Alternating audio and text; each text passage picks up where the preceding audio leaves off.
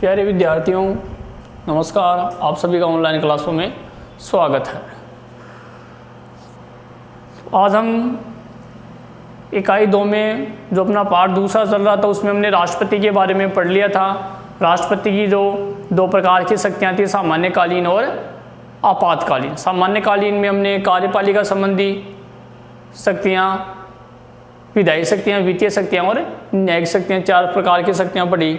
फिर आपातकालीन शक्तियों में हमने 3 अनुच्छेद 3 प्रकार से 352, 56 और 60 कंप्लीट पढ़ लिया था। आज हम पढ़ेंगे प्रधानमंत्री के बारे में। किसके बारे में?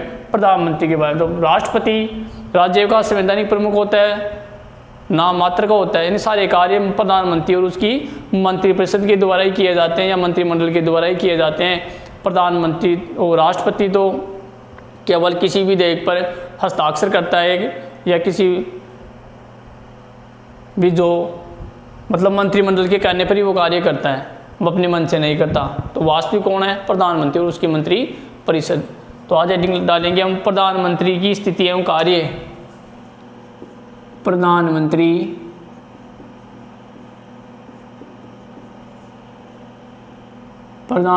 की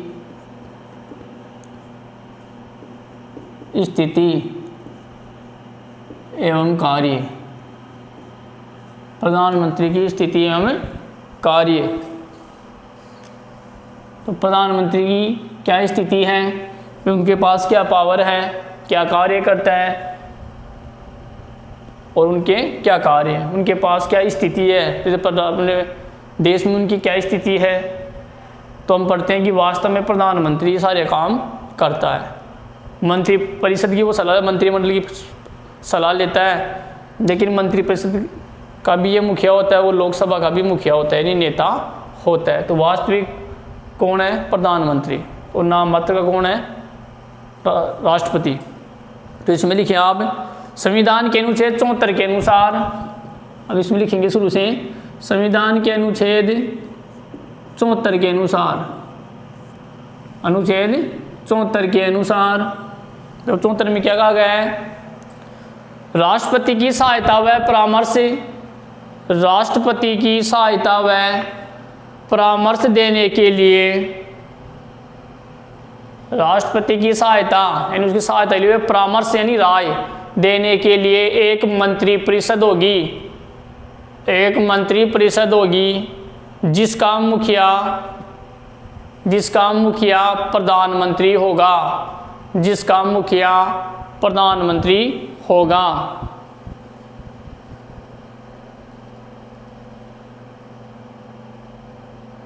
और राष्ट्रपति, जिसका मुखिया प्रधानमंत्री होगा, और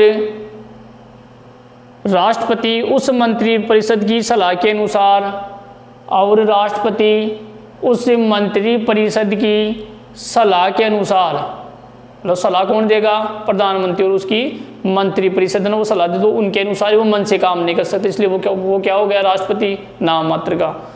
तो मंत्रिपरिषद की सलाह के अनुसार कार्य करेगा, के अनुसार कार्य करेगा। फिर यहाँ इन्वर्टेड को माला भी बंद कर देंगे, ठीक है। तो 74 के अनुसार प्रधानमंत्री की सहायता व उसको परामर्श यानी उसको राय देने के लिए एक मंत्रिपरिषद होगी, जिसका मुखिया कौन होगा? प्रधानमंत्री, ठीक है। और राष्ट्रपति मंत्रिपरिषद की सलाह के द्वारा एक कार्य करेगा, वो मन से कार्य नहीं कर सकता। मंत्रिपरिषद उसको सलाह देगा कि आपको ये काम करना है, ये ऐसा करना है, तो वो वैसा ही करेगा, ठीक है। तो ये किस में कहा गया है? 74 में। किस में कहा गया है? 74 में। फिर अगली लाइन में लिखेंगे, इस प्रकार प्रधानमंत्री शासन का वास्तविक, प्रधानमंत्री शासन की,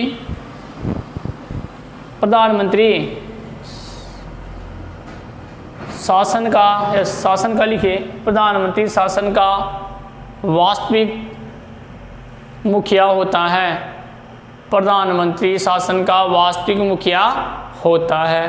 तो वो मंत्रिपरिषद का भी नेता होता है और शासन का भी नेता हो गया। लोकसभा का नेता पूछे तो कौन हो जाएगा? प्रधानमंत्री, क्योंकि लोकसभा में बहुमत दल के नेता क्या बनाते हैं? प्रधानमंत्री। हम पहले पढ़ चुके हैं कि जब तक लोकसभा में बहुमत है तब तक ही रहेगा, क्योंकि लोकसभा कैसा है, अस्थायी सदन है। अगर लोकसभा में उसको बहुमत प्राप्त नहीं तो उन्हें इस्तीफा देना पड़ेगा। ठीक है, अगली लाइन में लिखें, वह समस्त कार्यपालिका शक्तियों का, वह कौन है, प्रधानमंत्री, वह समस्त कार्यपालिका शक्तियों का, कार्यपालिका मतलब सरकार, वह समस्त कार्यपालिका शक्तियों का वास्तविक प्रयोग करता है, वह समस्त कार्यपालिका शक्तियों का वास्तविक प्रयोग करता है, शक्तियों का वास्तविक प्रयोग करता है, वह समस्त कार्यपालिका शक्तियों का वास्तविक प्रयोग करता है। अगली लाइन से लिखेंगे,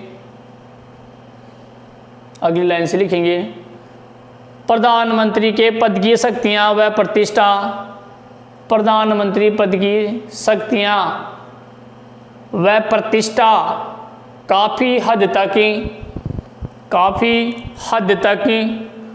उस पद को धारण करने वाले, काफ़ी हद तक उस पद को धारण करने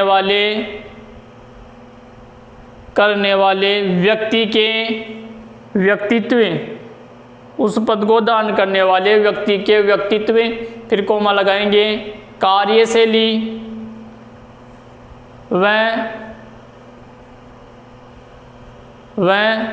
उसके दल के लोकसभा में बहुमत पर निर्भर करता है, वह उसके दल के लोकसभा में बहुमत पर निर्भर करता है, लोकसभा में उसके बहुमत पर निर्भर करता है। अब देखो, प्रधानमंत्री की जो शक्ति है वो उनकी प्रतिष्ठा, उसकी जो गरिमा है पद की, वो व्यक्ति के व्यक्तित्व यानी वो व्यक्ति कैसा है। ठीक है, लोकसभा में उसकी स्थिति कैसी है, मतलब एक तो फुल मेजोरिटी से सरकार है जो वर्तमान में 2014 में और 2019 के चुनावों में जो मोदी सरकार बनी है वो फुल मेजोरिटी में है, यानी भाजपा की फुल सीटें आई हैं, तो लोकसभा में उसकी स्थिति मजबूत है, बढ़िया है, यानी गठबंधन नहीं है, दूसरे दलों से गठजोड़ करके नहीं बने। हालांकि जो एनडीए होता है, हम आगे पढ़ेंगे, एनडीए में कई दलों का गठबंधन होता है, वो तो है, लेकिन अकेली बीजेपी को फुल बहुमत मिला है पिछली बार भी और अब की बार भी। तो अगर गठबंधन सरकार होगी, गठबंधन यानी कई दलों को मिलाकर सरकार बनाएंगे, तो उसमें उन दलों के भाग जाने की, मतलब उन दल से जैसे उनसे अलग होने का खतरा रहता है। तो वो प्रधानमंत्री अपनी जो देश के हित में जो स्टिक फैसले होते हैं वो नहीं ले पाता, क्योंकि उन्हें डर होता है कि अगर मैं ये फैसला लूँगा तो मेरे गठबंधन वाले मेरे गठबंधन से दूर चले जाएंगे, हट जाएंगे, तो लोकसभा में मेरा अल्पमत में आ जाएगी सरकार और लोकसभा भंग हो जाएगी समय से पहले। ये लिखा हो ना, लोकसभा अस्थायी सदन है, तो भंग हो जाएगी तो मेरी प्रधानमंत्री की कुर्सी चली जाएगी। लेकिन जब सरकार फुल मेजोरिटी में होती है तो वो देश के हित में अच्छे फैसले ले सकता है, कठोर फैसले भी ले सकता है, क्योंकि उन्हें अपने सरकार गिरने की या प्रधानमंत्री की पद के जाने की कोई डर नहीं होता। ऐसी स्थिति में प्रधानमंत्री, वो पद एक होता है लेकिन उनको उपयोग करने वाला कैसा हो सकता है। जैसे पिछले जो प्रधानमंत्री थे वो नरेंद्र मोदी की तरह इतने लोकप्रियता नहीं पा सके, यानी पद तो वही था, लेकिन उसी प्रकार हम राज्य में मुख्यमंत्री देखते हैं तो हर राज्य में मुख्यमंत्री सब बराबर ही होते हैं, पद वही होता है। ये थोड़ी कि राजस्थान के मुख्यमंत्री को विशेष पावर है, उत्तर प्रदेश में नहीं है, सब में बराबर, लेकिन उसका उन अधिकारों को या उनको जो शक्ति दी गई है उनको अधिकार में, उनको अमल में लाने वाला व्यक्ति या प्रैक्टिकल में व्यवहार में लाने वाला व्यक्ति कैसा है, ये उनके व्यक्तित्व पर निर्भर करता है। अगली लाइन में लिखें, भारत के पहले प्रधानमंत्री, आगे शुरुआत करेंगे। भारत के पहले प्रधानमंत्री कौन थे? पंडित जवाहरलाल नेहरू। तो भारत के प्रथम प्रधानमंत्री पंडित जवाहरलाल नेहरू थे एवं वर्तमान प्रधानमंत्री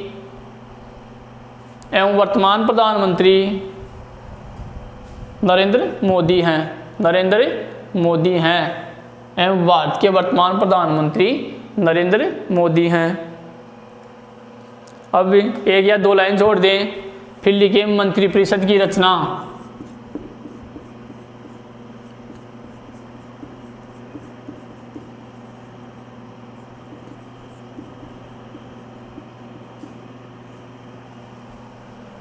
अब देखो मंत्रिपरिषद की रचना, प्रधानमंत्री की स्थिति आ गई। अब अलग से निबंधात्मक प्रश्न बन गया मंत्रिपरिषद। अब देखो एक तो मंत्रिमंडल, जैसे कैबिनेट मंत्री, कैबिनेट मंत्री, राज्य मंत्री, यानी राज्य स्तर के मंत्री सब लिख सकते हैं, राज्य मंत्री और उप मंत्री। तो मंत्री कितने प्रकार के होते हैं? 3 प्रकार के। कितने प्रकार के? 3 प्रकार के। तो देखो, तो इन जो प्रथम श्रेणी के मंत्री होते हैं इसको तो बोलते हैं मंत्रिमंडल, मंत्रिमंडल। और इन तीनों को मिलाकर क्या बोलते हैं? मंत्रिपरिषद। क्या बोलते हैं? मंत्रिपरिषद। समझ गए? मंत्रिपरिषद। तो परिषद तो हो गया तीनों का, मतलब व्यापक रूप हो गया इसका, व्यापक यानी बड़ा रूप हो गया। तीनों को मिलाएंगे तो मंत्रिपरिषद बन जाएगा। और केवल जो प्रथम स्तर के मंत्री होते हैं उसको कैबिनेट मंत्री बोलते हैं, वो गया मंत्रिमंडल। तो मंत्रिपरिषद का छोटा रूप क्या होता है? मंत्रिमंडल। क्या होता है? मंत्रिपरिषद का छोटा रूप क्या होता है? मंत्रिमंडल। समझ गए? तीनों को मिलाएंगे तो मंत्रिपरिषद हो जाएगा और एक को मिलाएंगे तो मंत्रिमंडल। सबसे ज़्यादा पावरफुल कौन से मंत्री होते हैं? कैबिनेट मंत्री, यानी मंत्रिमंडल के जो मंत्री होते हैं वो सबसे ज़्यादा पावरफुल होते हैं या सबसे ज़्यादा पावर इनके पास होता है। तो हम इसमें देखो एक एक पढ़ेंगे। तो इसमें पहले 1-2 लाइन पढ़ लेते हैं हम मंत्रिपरिषद की रचना के बारे में, फिर इसमें पॉइंट पढ़ेंगे। अगर पॉइंट याद है तो आप उसके उत्तर दे सकते हैं। जैसे हमने राष्ट्रपति की आपातकालीन शक्ति में 352, 56, 60 पढ़ा, तो वो याद है तो आप याद कर सकते हैं। तो इसमें लिखिए संविधान के अनुच्छेद 74 के अनुसार,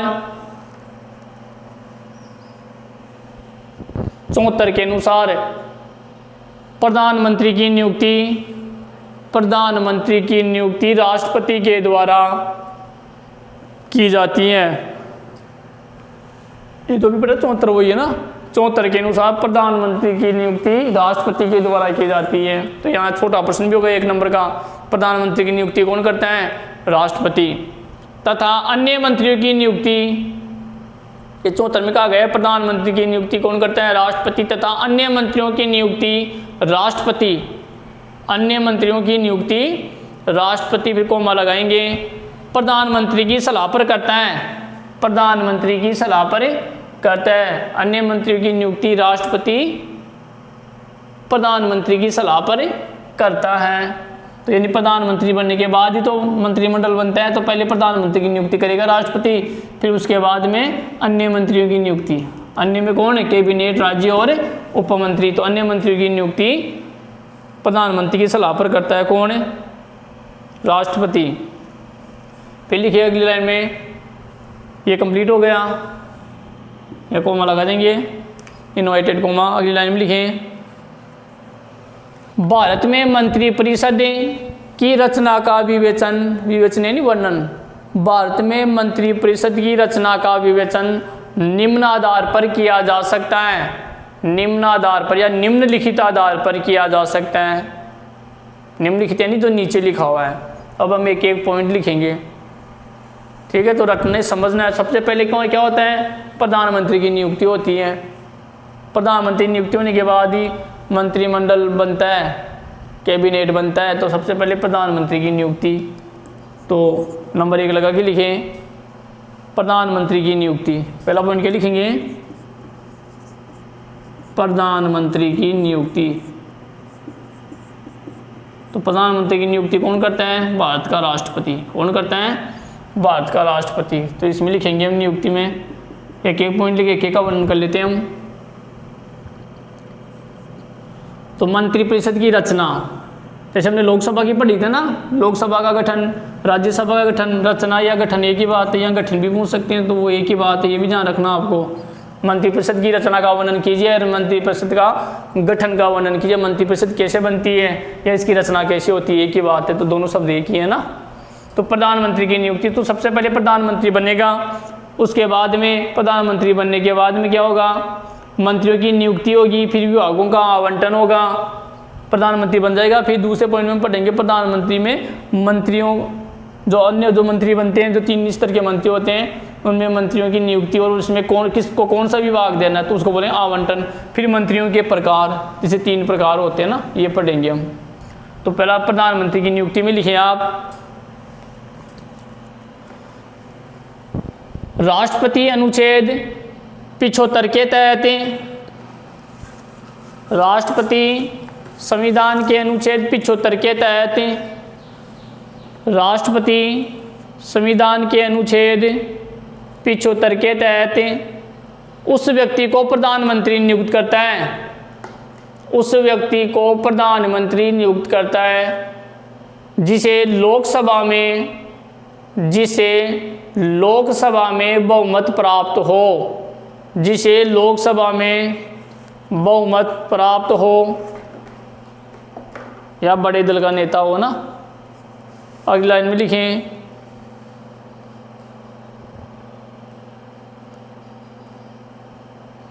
यदि किसी एक व्यक्ति को, ये दल को, यदि किसी एक दल को, दल यानी पार्टी, यदि किसी एक दल को लोकसभा में बहुमत प्राप्त नहीं होता है, यदि लोकसभा में, यदि एक दल को लोकसभा में, कौन सभा में, लोकसभा में बहुमत प्राप्त नहीं होता है तो अब राष्ट्रपति क्या करेगा, तो राष्ट्रपति सबसे बड़े दल के नेता को, तो राष्ट्रपति सबसे बड़े दल के नेता को सरकार बनाने के लिए आमंत्रित करता है, तो राष्ट्रपति सबसे बड़े दल के नेता को सरकार बनाने के लिए आमंत्रित करता है तथा उसे एक निश्चित समय सीमा में, तथा उसको एक निश्चित समय सीमा में बहुमत सिद्ध करने का आदेश देता है, तथा उसको एक निश्चित समय सीमा में बहुमत सिद्ध करने का आदेश देता है। अब देखो आर्टिकल 74 हमने पढ़ लिया था। आर्टिकल 75 क्या कहता है कि जो भारत का राष्ट्रपति है वो लोकसभा में बहुमत प्राप्त व्यक्ति को, जिसने लोकसभा में बहुमत, वही तो प्रधानमंत्री बनेगा, चाहे वो लोकसभा में हो चाहे राज्यसभा सदस्य किसी दल का हो सकता है, लेकिन लोकसभा में उसको बहुमत पेश करना होता है। कौन सी सभा में, ये ध्यान रखना है। जैसे प्रधानमंत्री जो अपने डॉक्टर मनमोहन सिंह थे वो राज्यसभा से थे, कौन सी सभा से थे, यह ध्यान रखा है, राज्यसभा से थे, राज्यसभा से सांसद थे, फिर भी वो भारत के प्रधानमंत्री बने 2 बार। क्यों? क्योंकि उसे लोकसभा में बहुमत था, ठीक है, विश्वास मत था उसके पास। तो लोकसभा में जिसको बहुमत प्राप्त हो उसको वो प्रधानमंत्री बनने के लिए आमंत्रित करता है, कौन, राष्ट्रपति। यदि मान लो चुनाव हुए तो बहुमत का मतलब आधे से अधिक, जैसे उदाहरण के लिए मान लो 100 सीटें हैं, जैसे भारत में 543 सीटें हैं ना, हमने पढ़ा था 552 हो सकती है लेकिन 543 है, तो हम 100 से उदाहरण देते हैं। जैसे किसी के पास 50 हो गया तो 50-50 तो ये बराबर हो गया, एक ज़्यादा होते हैं बहुमत हो जाता है, या 1 हो गया तो यह कितना हो जाएगा, 51 हो जाएगा, ठीक है, तो यहाँ कम हो जाएगा 51, एक आधे से एक अधिक होते बहुमत हो गया। तो मान लो चुनाव हुए तो किसी को 30 सीट मिल गई, किसी को 5 मिल गई, किसी को 10 मिल गई, ऐसे मिलाकर मान लो 51 होती है, अलग 100 हो गई टोटल मिलाकर। तो किसी एक को 51 नहीं मिली, एक को 51 नहीं मिली, 51 बनते तो वही तो बनेगा। तो अब ऐसी स्थिति में क्या होगा, किसी दल के पास बहुमत नहीं है, नहीं 51 का आंकड़ा किसी के पास नहीं है, तो अब 2-3 दल आपस में मिल जाएंगे। जैसे कांग्रेस है तो कांग्रेस का एक गठबंधन जिसको बोलते हैं यूपीए, और बीजेपी को बोलते हैं एनडीए। तो वो एनडीए में जैसे मान लो कितने भी 5-4 पार्टी है, इसमें भी हैं, तो वो आपस में अपने सारे को जोड़ लेंगे कि हम सारे मिलकर बना लेंगे, तो उसको बोलते हैं गठबंधन सरकार। तो मान लो सारे मिलकर इस आंकड़े को पूरा कर लिया 51 को, तो कौन सा कर रहा है, जिसके पास ये आंकड़ा वही तो करेगा, तो उसको बोल देंगे गठबंधन सरकार, तो एक दल का तो उसको बुला लेंगे, फिर जैसे मान लो 100 पे चुनाव हुए, किसी को 30 मिल गए, बाकी सब 30 से नीचे रह गए, आंकड़ा 100 का हो जाएगा, टोटल जोड़ेंगे 100 हो जाएगा। लेकिन सबसे ज़्यादा मान लो किसी को 29 सीट मिल गई, किसी को 25 मिल गई, किसी को 20 मिल गई, अब ऐसी स्थिति में 51 किसी को नहीं मिली, तो प्रधानमंत्री किसको बनाएगा? राष्ट्रपति। तो वो क्या करेगा? सबसे बड़ा कौन सा है इसमें? 30, 29 भी कम है, 25 भी कम है, 20 भी कम है, तो सबसे ज़्यादा मान लो 30 सीटें आ गई, लेकिन 51 तो इसकी भी नहीं, तो ये भी प्रधानमंत्री नहीं बन सकता, क्योंकि प्रधानमंत्री बनने के लिए बहुमत की जरूरत होती है। बहुमत कितना? आधे से एक अधिकतम, उदाहरण 100 से समझ रहे, तो 51 इसके पास भी नहीं है, तो प्रधानमंत्री क्या करेगा? सबसे बड़े दल के नेता, अभी मैंने लिखा है ना, तो अगर किसी भी दल के पास स्पष्ट बहुमत नहीं है तो भारत का राष्ट्रपति क्या करेगा कि सबसे बड़े दल के नेता को प्रधानमंत्री बनने के लिए आमंत्रित करेगा। जो मान लो किसी पार्टी के पास 30 सीटें हैं, तो वो उस पार्टी के नेता से कहेगा या उसके मुखिया से कहेगा कि आप लोकसभा में बहुमत सिद्ध करके दिखाइए, 15 दिन में, 10 दिन में उसको टाइम दे दिया, तो ये क्या करेगा?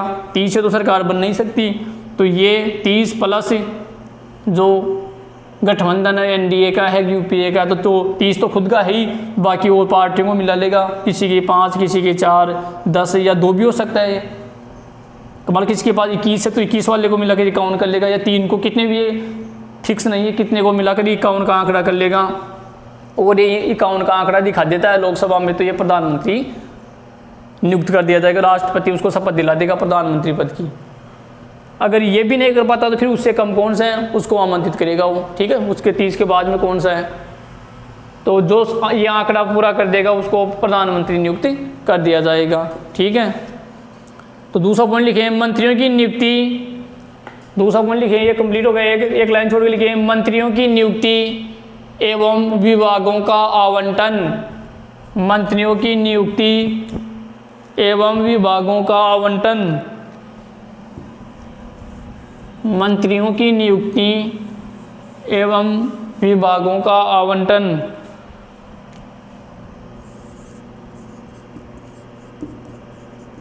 मंत्रियों की नियुक्ति एवं विभागों का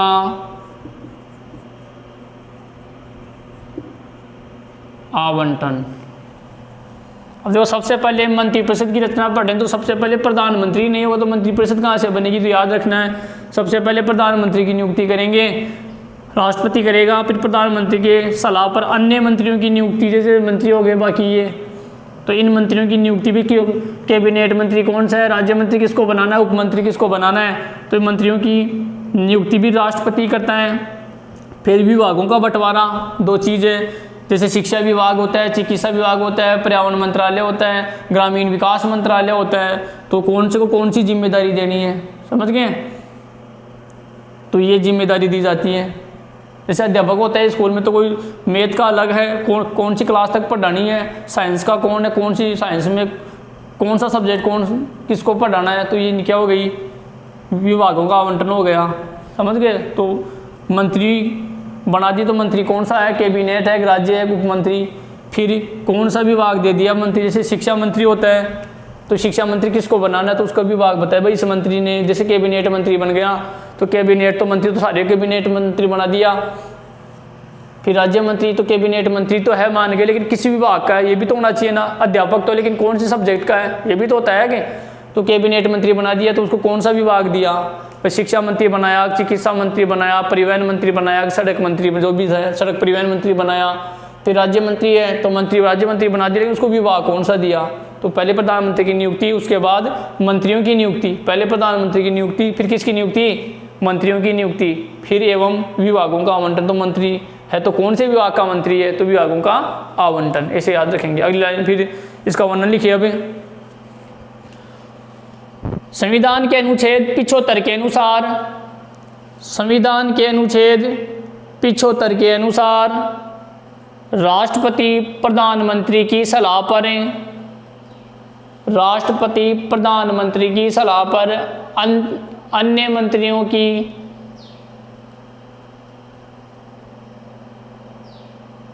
सलाह पर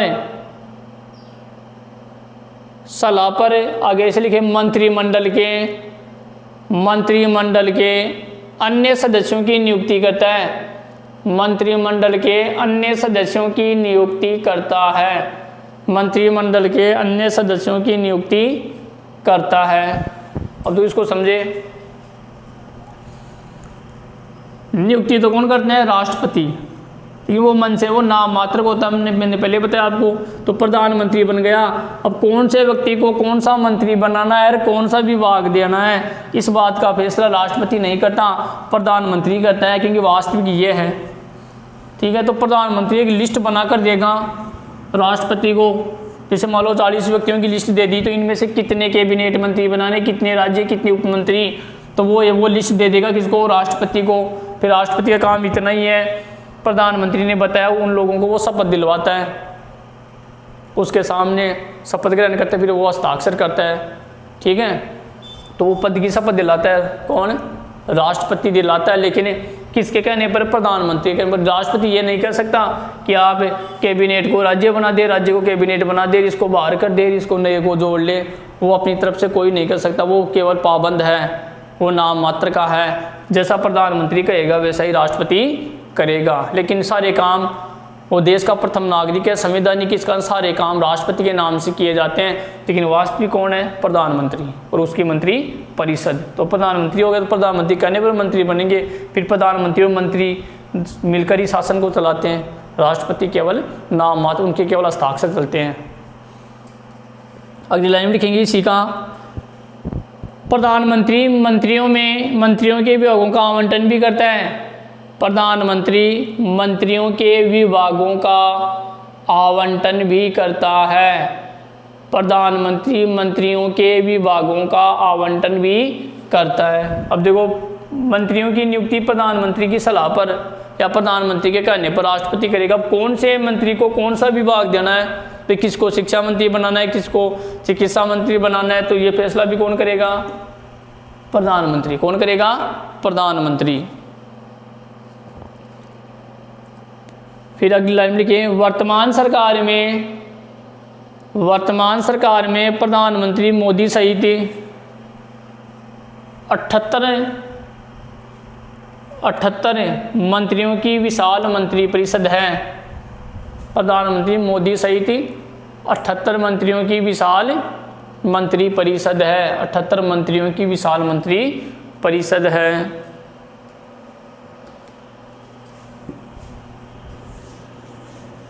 तो पहला प्रधानमंत्री की नियुक्ति होगी, फिर मंत्रियों की नियुक्ति और विभागों का आवंटन, ठीक है।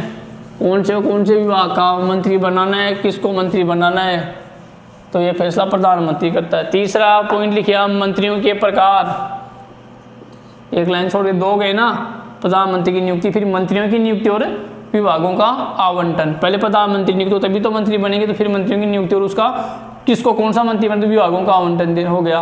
अब मंत्रियों के प्रकार,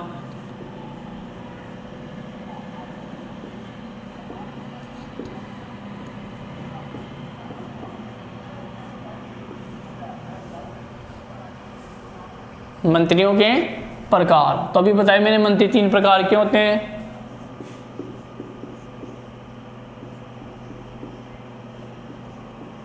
कैबिनेट स्तर के मंत्री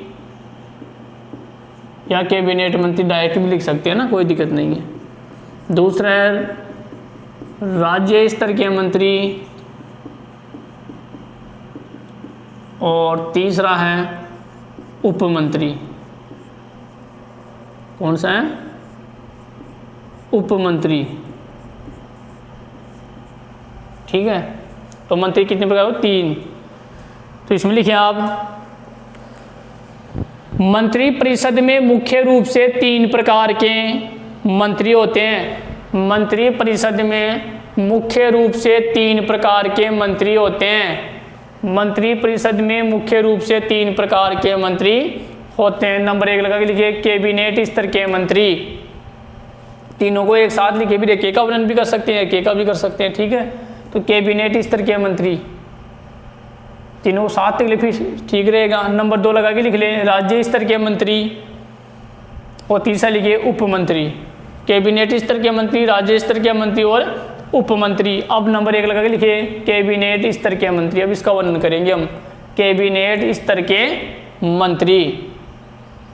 अब देखो ये प्रथम स्तर के मंत्री होते हैं और ये अपने विभाग के सर्वे सर्वा होते हैं। जैसे इसको मान लो किसी को चिकित्सा विभाग संभाला दिया तो उनका फैसला अंतिम होता है, यानी वैसे तो प्रधानमंत्री का होता है लेकिन उस विभाग के बारे में ये स्वतंत्र होते हैं फैसला लेने में, ये नहीं होती। अगर ये हैं तो ये इनकी सहायता करते हैं, ये इनकी सहायता करते हैं, लेकिन ये तीनों में सबसे ऊपर है तो ये अपनी मर्जी से सारा काम कर सकता है। ये किसी विभाग के सर्वे सर्वा होते हैं या सर्वोच्च मंत्री होते हैं, ठीक है। तो ये अपने, जैसे कि इसको शिक्षा मंत्री बना दिया कैबिनेट स्तर में, तो शिक्षा के क्षेत्र में क्या काम करना है क्या नहीं करना है तो इनकी राय लेने की जरूरत नहीं है, वो स्वतंत्र है। लेकिन इनको ये इनकी सहायता करते हैं, ये अपने मन से कार्य नहीं कर सकते। तो इसमें लिखे नंबर 1 में कैबिनेट स्तर के मंत्री में ये किसी विभाग विशेष के, ये किसी विभाग विशेष के, यानी कोई भी विभाग हो सकते हैं, तो किसी विभाग विशेष के सर्वोच्च मंत्री होते हैं। अब किसी विभाग विशेष के सर्वोच्च यानी सबसे ऊपर, जैसे हमने उच्चतम पदार्थ सर्वोच्च न्यायालय, तो सर्वोच्च सबसे ऊपर है, तो सर्वोच्च मंत्री होते हैं जो स्वतंत्र रूप से उस विभाग के प्रभारी होते हैं, जो स्वतंत्र रूप से उस विभाग के प्रभारी हो सकते हैं। विभाग का नाम नहीं दिया क्योंकि कैबिनेट स्तर के मंत्री के ही हो सकते हैं, लेकिन उसका विभाग अलग अलग होता है। तो किसी विभाग विशेष के ये सर्वोच्च मंत्री होते हैं और ये अपने विभाग के सर्वोच्च मंत्री होते हैं और ये अपना फैसला लेने में क्या होते हैं, स्वतंत्र होते हैं। क्या होते हैं, स्वतंत्र होते ही हैं। फिर दूसरी लाइन में लिखेंगे 2 नंबर लगा के राज्य स्तर के मंत्री, राज्य स्तर के मंत्री नंबर 2 लगा के लिखें। एक लाइन छोड़ के लिख ले, कैसे भी लिख ले जैसे आपको ठीक लगे। राज्य स्तर के मंत्री तो लिखें यह दूसरे दर्जे के, इनके नीचे होते हैं, ये दूसरे दर्जे के मंत्री होते हैं, दूसरे दर्जे के मंत्री होते हैं, दूसरे दर्जे के मंत्री होते हैं। ये कैबिनेट की बैठक में भाग नहीं लेते हैं, यह कैबिनेट की बैठक में भाग नहीं लेते। इसमें ये कैबिनेट की बैठक में भाग नहीं लेते, मीटिंग में हिस्सा नहीं लेते हैं, ठीक है। फिर अगली लाइन में लिखेंगे, इसी का चल रहा है, ये कैबिनेट की जो मीटिंग है ना उसमें भाग नहीं लेते हैं। फिर अगली लाइन से लिखेंगे इनमें कुछ मंत्रियों को, इनमें राज्य स्तर में, इनमें कुछ मंत्रियों को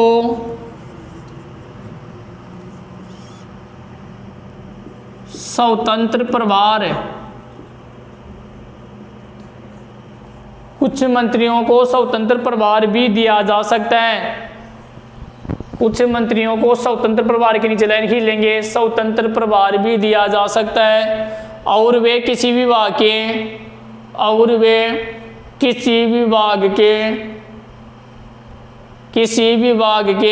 मुखिया भी हो सकते हैं, किसी विभाग के मुखिया भी हो सकते हैं, किसी विभाग के मुखिया भी हो सकते हैं। अगली लाइन में लिखें सामान्यतः इन्हें कैबिनेट मंत्री के साथ संबंध किया जाता है, कैबिनेट मंत्री के साथ संबंध किया जाता है, संबंध किया जाता है, संबंध किया जाता है।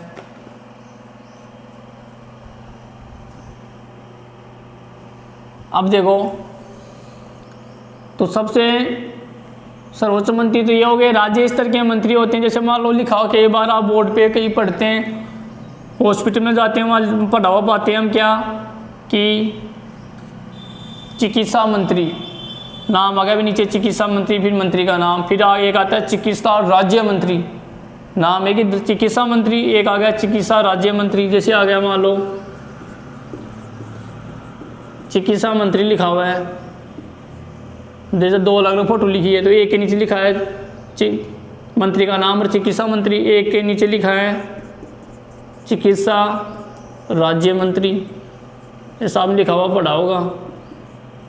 अब देखो जिसके सामने केवल चिकित्सा मंत्री लिखा हुआ है वो तो हो गया कैबिनेट स्तर का मंत्री, और जिसके आगे राज्य मंत्री लिखा है, देखो जैसे कैबिनेट मंत्री तो ये राज्य मंत्री, राज्य स्तर के मंत्री, तो यहाँ राज्य मंत्री लिखा है तो मतलब ये इसके नीचे काम कर रहा है, मतलब ये ऊपर हो गया और इसके नीचे को इसकी सहायता के लिए कौन आ गया, राज्य मंत्री। समझ गए? तो इनको ज़्यादा कम अनुभव होता है, सारा फैसला यही करता है, ये केवल इनकी सहायता करता है। समझ रहे हो ना? तो ये कैबिनेट स्तर का मंत्री हो गया, जिसके सामने राज्य मंत्री लिखा है चिकित्सा राज्य मंत्री, तो वो राज्य स्तर, राज्य लिखा ना तो वो राज्य स्तर का मंत्री हो गया, ऐसे पता लगा सकते हैं हम। इसमें चिकित्सा मंत्री लिखा है तो मतलब ये कैबिनेट स्तर का हो गया। इसमें राज्य वो लगा दिया, राज्य में बीच में, चिकित्सा मंत्री के बीच राज्य और आ गया तो राज्य मंत्री, तो मतलब ये कैबिनेट राज्य स्तर का मंत्री हो गया। ठीक है, अब देखो इसमें फर्क क्या होता है, ये कैबिनेट की मीटिंग में भाग नहीं लेते हैं, लेकिन कभी कभी इनको स्वतंत्र प्रभार दे दिया जाता है राज्य मंत्रियों को। अब देखो कई जगह लिखा आता है राज्य मंत्री, जैसे चिकित्सा मंत्री मतलब सबसे ऊपर का हो गया, फिर राज्य मंत्री लिख दिया तो राज्य स्तर का मंत्री हो गया। फिर कई बार हम क्या लिखा हुआ पढ़ते हैं, चिकित्सा मंत्री, चिकित्सा राज्य मंत्री ऐसा लिखाएगा। फिर कोष्ठक में नीचे लिखाएगा स्वतंत्र प्रभार, क्या लिखाएगा, स्वतंत्र प्रभार। अब इसका ये अलग हो गया, है तो राज्य मंत्री, अब ये कैबिनेट मंत्री मतलब कैबिनेट मंत्री हो गया, ये राज्य मंत्री मतलब राज्य स्तर का मंत्री हो गया।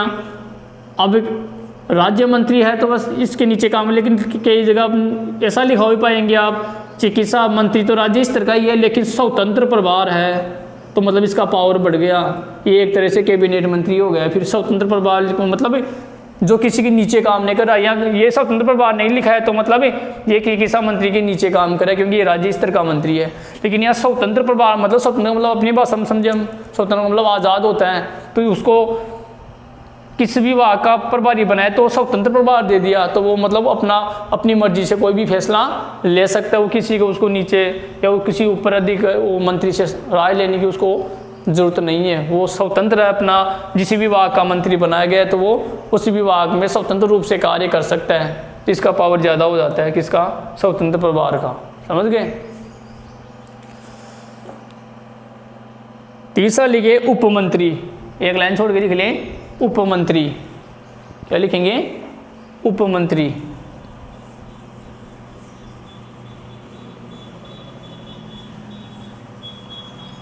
इसमें देखो उपमंत्री में ये तीसरे दर्जे के मंत्री होते हैं, ये तीसरे दर्जे के मंत्री होते हैं। फिर अगली लाइन लिखें, ये किसी भी विभाग के स्वतंत्र प्रभारी नहीं होते हैं, ये किसी भी विभाग के स्वतंत्र प्रभारी नहीं होते हैं। तो नहीं के नीचे लाइन खींच लेंगे, जैसे राज्य मंत्रियों में भी मैंने बताया राज्य मंत्री सभी के नहीं, कुछ मंत्रियों को स्वतंत्र प्रभार भी दे दिया जाता है लेकिन इनको स्वतंत्र प्रभार नहीं दिया जाता, ऐसा याद रखना है। ये तो स्वतंत्र होते हैं, ये खुद ही कैबिनेट स्तर के हैं, लेकिन राज्य मंत्री होते हैं उनको कभी कभी किसी विभाग का स्वतंत्र प्रभार दिया जा सकता है, लेकिन उपमंत्री को किसी विभाग का स्वतंत्र प्रभार नहीं दिया जाता। ठीक है, तथा मंत्रिमंडल की बैठक में भाग नहीं लेते हैं, तथा मंत्रिमंडल की बैठक में भाग नहीं लेते हैं, वो भी नहीं लेते थे, कौन, राज्य स्तर के मंत्री भाग नहीं लेते हैं। लास्ट लाइन लिखें, ये कैबिनेट मंत्री व राज्य मंत्री की सहायता करते हैं, ये कैबिनेट मंत्री और राज्य मंत्री की सहायता करते हैं। अब देखो ये सबसे नीचे हैं तो इनकी सहायता के लिए ये हो गए, वो सबसे नीचे का है उपमंत्री, तो ये इन दोनों की सहायता करता है, इनका सहयोग करता है। तो उपमंत्री ये, क्योंकि मान लो कोई नया जीत के आया तो उनको इतना अनुभव नहीं होता, तो ये नए मंत्री भी हो सकते हैं जिनको किसी विभाग का कम अनुभव हो या राजनीति का कम अनुभव हो, तो उनको ये उपमंत्री बना दिया। या राज्य स्तर का जो कई बार जीत कर आए हैं उनको अपने विभाग का, वो पहले भी मंत्री रह चुके हैं तो उनको अनुभव होता है, तो उनको कैबिनेट मंत्री बनाए जाते हैं। तो नए जीत कर आते हैं तो बना तो सकते हैं, लेकिन बहुत कम होता है। उनको या तो राज्य स्तर का मंत्री बनाते हैं या उप मंत्री बनाते हैं। इनको सबसे कम अनुभव होता है, ठीक है। और इनको कभी स्वतंत्र प्रभार नहीं दिया जाता, इनको दे दिया जाता है, लेकिन उप मंत्री को स्वतंत्र प्रभार नहीं दिया जाता। मंत्रिमंडल की बैठक होती है तो उसमें ये दोनों ही शामिल नहीं होते कि मंत्री परिषद की बैठक हो सभी मंत्रियों की, तब तो तीनों आ जाएंगे। और मंत्रिमंडल की बैठक होती है तो उसमें केवल कैबिनेट स्तर के मंत्री शामिल होते हैं। अगला देखो, मंत्री परिषद का आकार। मंत्रियों के प्रकार पढ़ लिए हमने, अगला पढ़ेंगे मंत्री परिषद का आकार। मंत्रियों के प्रकार पढ़ लिया हमने, तो पहले पॉइंट याद करेंगे हम। जैसे प्रधानमंत्री की मंत्री परिषद की क्या पढ़ रहे हैं हम, रचना पढ़ रहे हैं। मंत्री परिषद की रचना या गठन, ये पढ़ा ना हमने। तो देखो, पहले प्रधानमंत्री की नियुक्ति रचना नहीं है, पहले प्रधानमंत्री बनेगा तभी तो मंत्री भी, उसके बाद है मंत्रियों की नियुक्ति और विभागों का आवंटन, पे तीसरा मंत्रियों के प्रकार, ठीक है। तो अब चौथा नंबर क्या पढ़ेंगे हम, मंत्री परिषद का आकार। तो मंत्री परिषद का आकार के लिए एक मंत्री परिषद का आकार, साइज इसको बोलते हैं हम अंग्रेजी में। अब जैसे 543 सीटें हैं लोकसभा में, तो प्रधानमंत्री भी कई विभागों को अपने पास रखता है तो उसके सहित हो जाती है ना, सहित। तो पहले तो कितने भी मंत्री हो सकते थे। अब देखो, एक संविधान में संशोधन किया गया, 91वां संविधान संशोधन 2003 के द्वारा, जो 4 में राष्ट्रपति द्वारा मंजूर हुआ था। राष्ट्रपति द्वारा उसको मंजूरी दी गई और ये 2003 में क्या हुआ था, पारित हुआ था। पारित वही लोकसभा और राज्यसभा में, या राज्यसभा में रख दिया तो पहले हम पढ़ चुके हैं जो पारित होने की प्रक्रिया। भाई दंड विधेयक लोकसभा में रखते हैं, बाकी साधन विधेयक हम किसी भी में पहले रख सकते हैं। जैसे महाभियोग पढ़ा था हमने, राष्ट्रपति को पद से हटाने के लिए, वो किसी भी सदन में लाया जा सकता है। तो एक 91वां संविधान संशोधन हुआ था, कौन से सन में पारित हुआ था, 2003 में, जिन्हें राष्ट्रपति ने मंजूरी कब दी थी, 2004 में। तो यही लाइन याद रखनी है आपको। 91वें संविधान संशोधन 2003 के द्वारा मंत्री परिषद की सदस्य संख्या मतलब आकार, मंत्री परिषद की सदस्य संख्या मतलब इसका आकार, लोकसभा की कौन सी सभा, ये शब्द याद रखना, लोकसभा, राज्यसभा नहीं, लोकसभा की कुल सदस्य संख्या, लोकसभा की कुल सदस्य संख्या का 15% से अधिक नहीं हो सकता, या 15% तक हो सकता है, या तो ऐसा लिख दे, या 15% से अधिक नहीं हो सकती, नहीं हो सकती, है ना। तो इस प्रश्न को कई बार 1 नंबर का प्रश्न पूछ लेते हैं कि संविधान संशोधन द्वारा मंत्री परिषद का आकार सीमित कर दिया गया, यानी सीमित कर दिया गया, एक दायरा, इससे ज़्यादा मंत्री नहीं सकते। 91वां संविधान संशोधन 2003 के द्वारा, 91वां संविधान संशोधन 2003 के द्वारा, ये 3 में पारित हुआ था और राष्ट्रपति ने मंजूरी कब दी थी, 2004 में। तो पारित वाला ही तो लिखेंगे, मंजूरी तो 2 साल बाद में, 6 महीने कभी भी दे सकता है, लेकिन पारित कब हुआ था, 2003 में। अब इसमें क्या कर दिया कि लोकसभा की जो सदस्य संख्या है, राज्यसभा की नहीं, लोकसभा की, तो भारत में लोकसभा की अधिकतम सिर्फ 552 हो सकती है, लेकिन है कितनी, 543। इसमें 2 आंग्ल भारतीय जोड़ दें तो 545 हो जाती है। तो हमें 543 का जो 15% निकालेंगे ना, तो उनके हिसाब से तो 15% से ज़्यादा मंत्री नहीं बन सकते, अर्थात 100 पे 15, 100 पे 15, जैसे 543 है तो 15 चौक 60 हो गए, ठीक है, और 7 67 के लगभग हो गया, ठीक है। यानी 100 पे हम 15 को जोड़ लेंगे। जैसे 5 है, जैसे मान लो 100 हैं, 3 4 5, तो 1 पे 100 पे 15, तो 15 बहन 75 है ना। तो 100 में से निकालेंगे प्रतिशत ही, तो मतलब 100 पे 15 से ज़्यादा मंत्री। पहले ये नियम नहीं था, तो ये नियम कब बना? 91वां संविधान संशोधन 2003 के द्वारा ये फिक्स कर दिया कि 15% से नहीं हो सकता, तो 15.75 ऐसे हम निकाल 100 पे 15। ठीक है, अब राजस्थान का निकाले मान लो, तो राजस्थान की विधानसभा की कुल सीटें कितनी है? 200। कितनी है? 200। यहाँ गलत हो गए थे ये, तो देखो 200 है, तो यहाँ मंत्रियों की संख्या कितनी होगी उस नियम से? 100 पे 15 तो 30 हो गए। 200 पे कितने हो गए? 15 दूना 30, तो 30 मंत्री बन सकते हैं।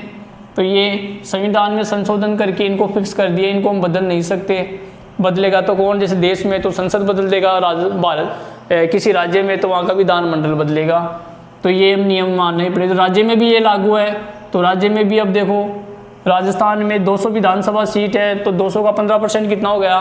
30। ठीक है, इसी प्रकार हम भारत का निकाल सकते हैं, यानी 100 पे 15।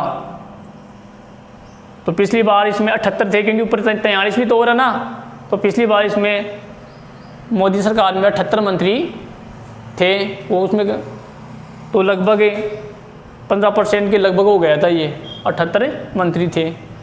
तो इसमें लिखे आप मंत्रिपरिषद के आकार में 91वां संविधान संशोधन 2003, ये काफ़ी इंपॉर्टेंट लाइन है, इसको याद रखेंगे आप, ये रेखांकित कर ले लाइन को।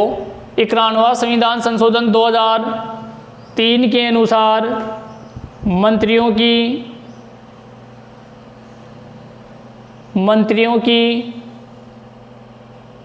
कुल संख्या यानी मंत्री अधिकतम कितने बनाए जा सकते हैं? कुल संख्या लोकसभा के कुल सदस्यों के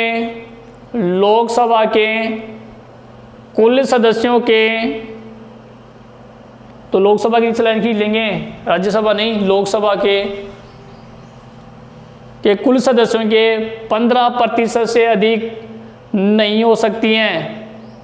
15% से अधिक नहीं हो सकती हैं। अगली लाइन लिखें, वर्तमान केंद्र सरकार में मंत्रियों की कुल संख्या 78 हो चुकी है। 78 हो चुकी है।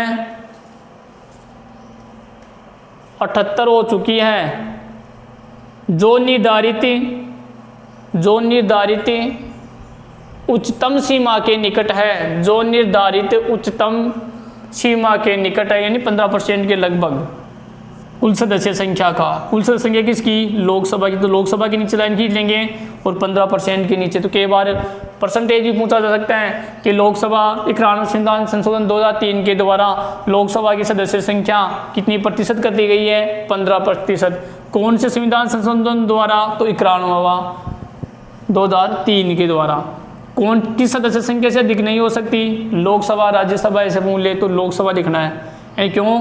क्योंकि प्रधानमंत्री कब बनता है? जब उसे लोकसभा में विश्वास मत हासिल होता है या लोकसभा में बहुमत दल के नेता को ही प्रधानमंत्री बनाया जाता है, राष्ट्रपति द्वारा उसको नियुक्त किया जाता है। तो लोकसभा में है तो लोकसभा लिखेंगे आप, इसको राज्यसभा न लिखें। तो मंत्रिपरिषद का आकार हो गया, प्रधानमंत्री की नियुक्ति हो गई, मंत्रियों की श्रेणी हो गई। 3 प्रकार के मंत्री होते हैं। मंत्रियों में विभागों का आवंटन कौन करता है? प्रधानमंत्री। अब देखो आखिरी पॉइंट पढ़ लेते हैं आज हम, कार्यकाल। क्या पढ़ेंगे? कार्यकाल। अब देखो जितना कार्यकाल लोकसभा का होगा लगभग वही मंत्रिपरिषद का होगा। तो साहब मानते हैं कार्यकाल कितना होता है? 5 वर्ष। लेकिन हमने क्या पढ़ा था कि लोकसभा एक अस्थायी सदन है, तो इसको समय से पूर्व भी भंग किया जा सकता है। तो ये मतलब एक तरह से राष्ट्रपति के प्रसाद पर्यंत ये बने रहते हैं, यानी 5 साल सामान्य कार्यकाल तो 5 वर्ष होता है, लेकिन लोकसभा के भंग होने पर उसे समय से पूर्व भी भंग किया जा सकता है मंत्रिपरिषद को। तो इसमें लिखे आप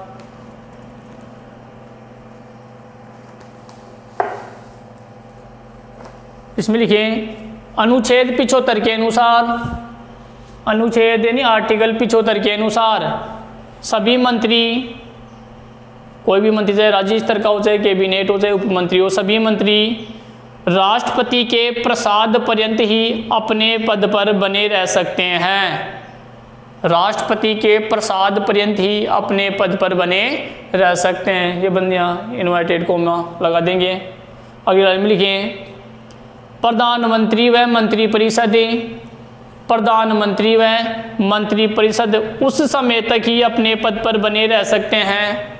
प्रधानमंत्री व मंत्रिपरिषद उस समय तक ही अपने पद पर बने रह सकते हैं जब तक कि उसे लोकसभा का विश्वास प्राप्त हो, जब तक कि उसे लोकसभा का विश्वास प्राप्त हो, जब तक कि उसे लोकसभा का विश्वास प्राप्त हो। अंतिम लाइन लिखें, सामान्यतः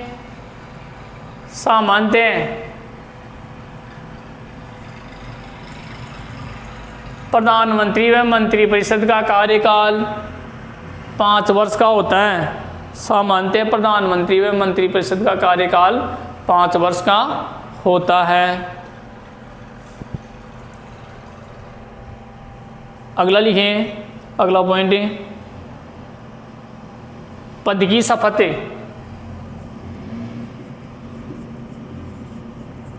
पद की शपथ है। अब देखो, मंत्री बनने से पहले उनको या प्रधानमंत्री की नियुक्ति होती है तो उनको राष्ट्रपति के द्वारा शपथ दिलाई जाती है। शपथ 2 प्रकार से, 2 कारणों से दिलाई जाती है। एक तो उनको वो अपने कर्तव्य का निर्वहन या अपने कर्तव्य का पालन ठीक प्रकार से कर सके, एक तो ये शपथ दिलाई जाती है। दूसरी गोपनीयता की शपथ दिलाई जाती है, यानी जो मंत्रिमंडल में फैसले लिए जाते हैं प्रधानमंत्री के द्वारा उनको गुप्त रखा जाए, उनको गुप्त रखा जाए। तो एक तो कर्तव्य पालन की शपथ, दूसरी गोपनीयता की शपथ। तो इसमें लिखें आप, प्रधानमंत्री सहित प्रत्येक मंत्री को, प्रधानमंत्री सहित यानी प्रधानमंत्री भी अपने पद की शपथ लेता है, तो प्रधानमंत्री सहित प्रत्येक मंत्री को पद ग्रहण करने से पूर्व, पद ग्रहण करने से पूर्व, पद ग्रहण करने से पूर्व राष्ट्रपति द्वारा 2 तरह की शपथ दिलाई जाती है। तो 2 के नीचे लाइन खींच लेंगे, 2 तरह की शपथ दिलाई जाती है। तो शपथ किसके द्वारा दिलाई जाती है? राष्ट्रपति के द्वारा, चाहे प्रधानमंत्री हो चाहे मंत्री हो। अगली लाइन में लिखेंगे, अब 2 तरह की शपथ कौन सी? एक पद के प्रति, एक पद के प्रति एवं दूसरी गोपनीयता की शपथ। एक पद के प्रति तथा दूसरी गोपनीयता की शपथ। तो 2 शपथ कौन सी? एक पद की शपथ और दूसरी गोपनीयता की शपथ। ठीक है, अगली लाइन में लिखें, शपथ, शपथ वह शपथ क्यों दिलवाई जाती है? देखो, शपथ कर्तव्यों का ईमानदारी से पालन करने के लिए, शपथ कर्तव्यों का ईमानदारी से पालन करने के लिए दिलाई जाती हैं।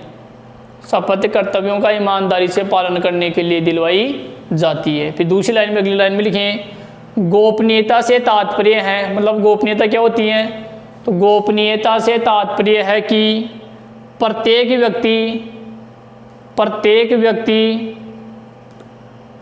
व्यक्ति मतलब जिसको मंत्री बनाया गया है, व्यक्ति मतलब मंत्रिमंडल के निर्णय को गुप्त रखेंगे। प्रत्येक व्यक्ति मंत्रिमंडल के निर्णय को गुप्त रखेंगे। प्रत्येक व्यक्ति मंत्रिमंडल के निर्णय को गुप्त रखेंगे। अंतिम पॉइंट लिखिए, संसदीय सचिव, संसदीय सचिव,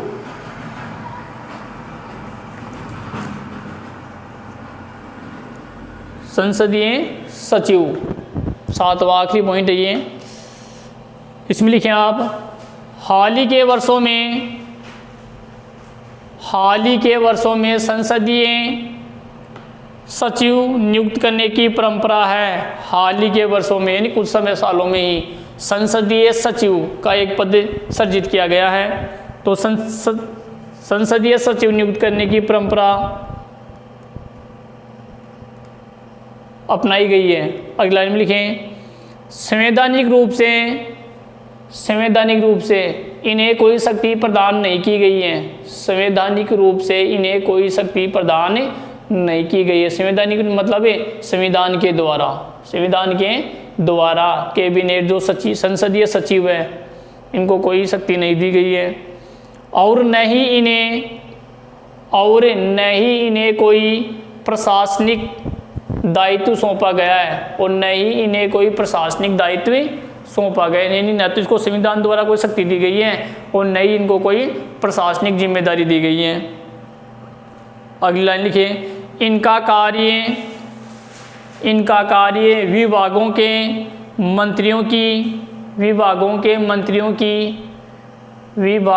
मंत्रियों की संसद में सहायता प्रदान करना है।